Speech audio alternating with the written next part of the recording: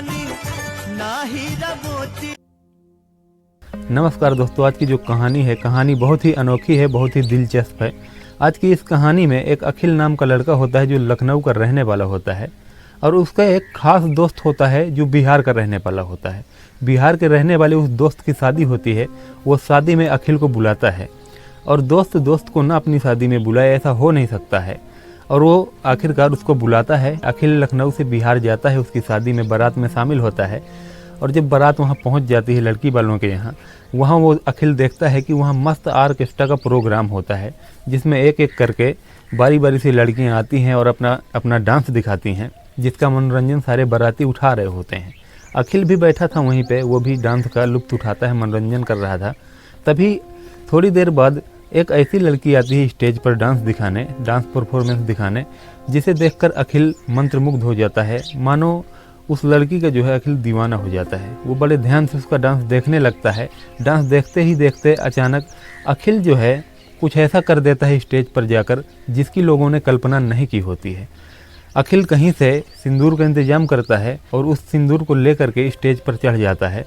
और स्टेज पर चढ़ने के बाद अखिल उस लड़की के साथ कुछ ऐसा करता है जो आप समझ भी नहीं सकते हैं। अखिल उस लड़की का हाथ पकड़ता है। हाथ पकड़ने के बाद जो है वो सिंदूर निकलता है और उसकी मांग में भर देता है।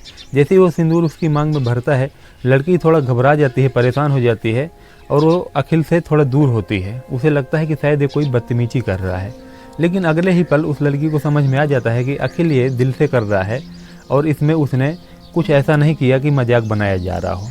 अखिल सीरियस था, ये लड़की समझ चुकी थी। तभी लड़की अगले ही पल अखिल के पास फिर से आ जाती है और अखिल से वो पूछती है कि ये आप क्या कर रहे हो, ये कोई मजाक तो नहीं है। तभी अखिल बोलता है कि ये कोई मजाक नहीं है, मैं आपको काफ़ी देर से देख रहा था डांस करते, और मैंने बहुत सूझबूझ के साथ ऐसा काम किया है, समझ के साथ किया है। दोस्तों, लड़की काफ़ी खुश हो जाती है ये देखकर। लड़की का नाम होता है प्रीति। वो उड़ीसा की रहने वाली होती है, जो काफ़ी टाइम से ऑर्केस्ट्रा में काम कर रही होती है, और ऑर्केस्ट्रा में काम करती है, और वहाँ से जो उसको पैसा मिलता है उसी से वो अपना घर चलाया करती है। प्रीति के घर वाले जो होते हैं वो भी प्रीति से कहते हैं कि ये ऑर्केस्ट्रा में काम तुम कब तक करती रहोगी, और आखिरकार अगर ऐसे ही चलता रहा तो तुम्हारी शादी भी नहीं होगी, लोग तुमको नाचने वाली गाने वाली बोलेंगे, और इसके चलते तुम्हारी शादी नहीं होगी। घर वाले प्रीति के शादी को लेकर बहुत परेशान थे, बहुत चिंतित रहते थे। तभी प्रीति ये सब उसके मन में चलता है, और वो बहुत खुश हो जाती है, और वो अखिल से बोलती है कि ये कोई मजाक तो नहीं है, देखो ऐसा मजाक बिल्कुल मत करना, वरना ऐसा मजाक बिल्कुल सहन नहीं होगा। तभी अखिल उससे बोलता है कि देखो ये कोई मजाक नहीं है, मैंने जो भी किया है बड़ी सूझबूझ के साथ किया है।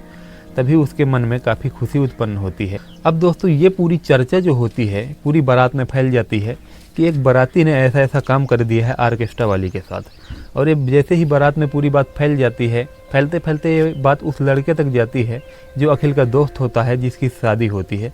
तभी वो अखिल के पास आता है और बोलता है कि यार अखिल, तुमने ये क्या कर दिया इस शादी में, देखो किस तरह से माहौल ख़राब हो रहा है, पूरा माहौल गर्म हो गया है।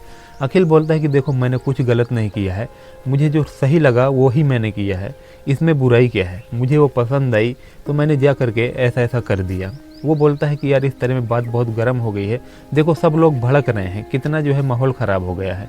तभी वो बोलता है कि देखो अगर माहौल इस तरह से बिगड़ रहा है तो अगर आप कहो तो मैं यहाँ से चला जाऊँ इसको लेकर के, क्योंकि मैं इसके बिना नहीं रह सकता, मुझे ये बेहद पसंद है और मैंने इसीलिए ऐसा काम किया है। इस पर जो है अखिल का दोस्त ये भी कहता है कि देखो इसे इस तरह से तुम्हारे घर वाले भी एक्सेप्ट नहीं करेंगे जो तुमने किया है। अखिल बोलता है मुझे घर वालों की परवाह नहीं है, जो होगा देखा जाएगा, लेकिन मैंने अगर ऐसा कर दिया है तो अब मैं पीछे नहीं हट सकता और इसका साथ उम्र भर निभाऊंगा। इतना सुनकर के वो लड़की भी बहुत खुश हो जाती है। वो भी सोचती है कि शायद उसको बहुत अच्छा लड़का मिल गया है, और जो कि उसने कभी सोचा भी नहीं था कि ऐसे अचानक से उसको कोई लड़का मिल जाएगा जिससे वो उससे शादी कर बैठेगा। दोस्तों, ना तो अखिल को कोई अंदाज़ा था कि वो उस अपने दोस्त की बारात में जाएगा और अचानक उसको ऐसे हो जाएगा कि कोई ऑर्केस्ट्रा वाली से उसको शादी करनी पड़ जाएगी। आखिरकार समय है, समय का कुछ नहीं कहा जा सकता, कब क्या हो जाए, कब कौन सी करवट बदल ले। कुछ ऐसे ही अखिल के साथ होता है। अखिल ने भी बहुत भरोसा किया है, जो अपने घर वालों के बिना जानकारी के उसने ऐसा कदम उठाया है। वहीं उस लड़की की भी हिम्मत की दाग देनी पड़ेगी, उसने भी अखिल का साथ बराबर दिया है। अब दोस्तों, उस बारात में माहौल पूरा गर्म हो चुका था। बाराती जो थे वो यही डिमांड कर रहे थे कि उस लड़की को फिर से नचाया जाए। तो ऑर्केस्ट्रा वाले जो होते हैं वो उस लड़की को वहाँ नाचने के लिए कहते हैं। तभी अखिल साफ साफ मना कर देता है कि अब ये प्रीति यहाँ पर डांस नहीं करेगी, आज के बाद ये मेरी पत्नी है और मेरे साथ ही रहेगी, इसको अब डांस करने की कोई ज़रूरत नहीं है। तभी ऑर्केस्ट्रा वाले अखिल को धमकाने लगते हैं और बोलते हैं कि देखो जो हुआ सो हुआ, हम इसको इग्नोर करते हैं, अब हटाओ इस मामले को, उसको डांस करने दो जिससे उसका घर चलता है। अखिल साफ मना कर देता है। वो बोलता है कि आप लोग लगता है समझे नहीं, मैं सीरियस हूँ इस मामले को लेकर के, मैंने इससे शादी कर लिया है, आज के बाद ये मेरी पत्नी है और इसको अगर कोई हाथ लगाए तो फिर अच्छा नहीं होगा। ऑर्केस्ट्रा वाले बोलते हैं कि देखो ज़्यादा मत उड़ो वरना हम अभी थाने में शिकायत करेंगे और यहीं से तुमको उठवा लेंगे। वो बोलता है कि जहाँ आपको शिकायत करनी है वहाँ शिकायत कर दो, मुझे कोई परेशानी नहीं है, मैं हर जगह जा कर के पुलिस बुलाओगे, पुलिस के सामने भी बोल दूंगा कि हाँ मैंने अपनी जो है सूझबूझ के साथ अपने होश हवास में इससे शादी किया है, अगर ये कोई गलत है तो फिर उसको पुलिस सजा दे सकती है। ऐसा अखिल जो है जवाब देता है ऑर्केस्ट्रा वालों को।